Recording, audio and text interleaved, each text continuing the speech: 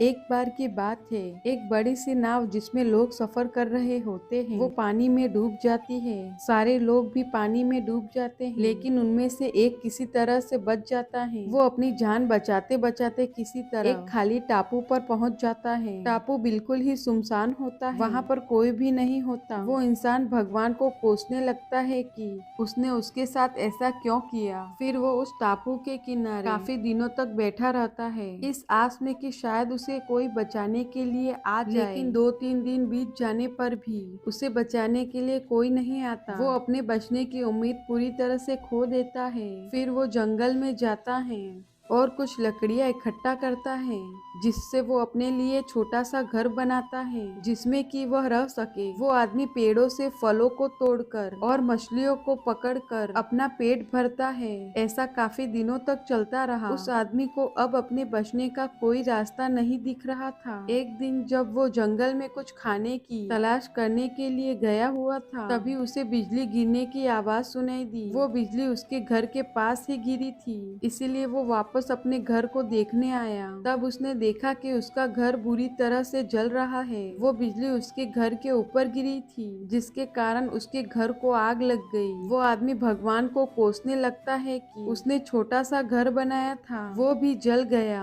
अब वो क्या करेगा। वो अपनी किस्मत को दिन भर कोसता रहा, फिर टापू के किनारे के पास ही सो गया। अचानक उसे एक नाव की आवाज सुनाई दी, जिससे उसकी आंखें खुल गई। तो उसने उठकर देखा कि एक नाव उसके पास ही आ रही थी। वो जोर जोर से उस नाव को मदद के लिए पुकारने लगा। उस नाव पर सवार लोगों ने उसकी आवाज सुन ली और उसे बचा लिया। उस आदमी ने उन लोगों से पूछा कि आपको कैसे पता लगा कि मैं यहाँ पर हूँ। तब उनमें से एक आदमी ने जवाब दिया कि हमने आपके धुएं का इशारा देखा, जिसे देखकर हम आपको बचाने के लिए आ गए। तब वो आदमी सोच में पड़ गया कि उसने तो उन्हें कोई इशारा नहीं दिया था। फिर थोड़ी देर बाद सोचने के बाद उसे याद आया कि उसका घर आग में जल गया था। शायद उसी धुएं को देखकर ये मुझे बचाने के लिए आ गए। ये सब जानकर वो बहुत खुश हुआ तथा उसने भगवान का शुक्रिया किया। हमारी जिंदगी में मुश्किलें चाहे जितनी भी हो, हमें कभी उम्मीद नहीं छोड़नी चाहिए और भगवान पर भरोसा रखना चाहिए।